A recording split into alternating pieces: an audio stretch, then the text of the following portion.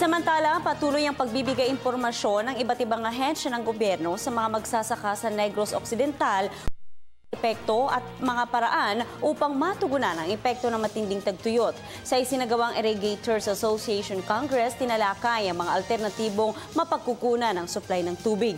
Yan ang tinutukan ng aming kasama si Joy Salamatin.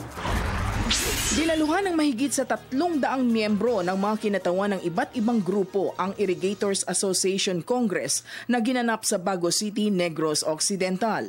Layunin ng nasabing pagtitipon na talakayin ang mga panukalang ilalatag ng iba't ibang ahensyang may kinalaman sa matinding tagtuyot na nararanasan ngayon sa iba't ibang dako ng Pilipinas, partikular na sa probinsya ng Negros.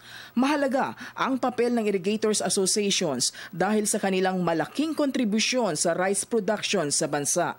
Hangarin ng grupo na mabigyan sila ng sapat na impormasyon sa pananaliksik na isinasagawa ngayon ng mga ahensya ng Office of the Provincial Agriculturist, Department of Agriculture, National Irrigation Administration, PhilRice, National Food Authority, Bureau of Plant Industry at iba pang mga ahensyang direktang tumutugon sa pangangailangan ng mga magsasaka upang maibsan ang pinsalang dulot ng El Nino sa kanilang kabuhayan.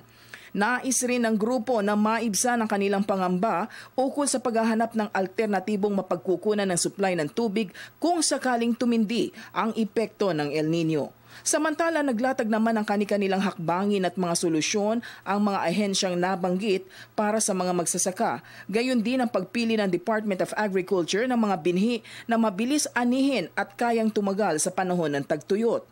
Tutulungan rin ang mga magsasakang nasa remote areas na mabigyan sila ng sapat na impormasyon at serbisyong tutugon sa kanilang pangangailangan.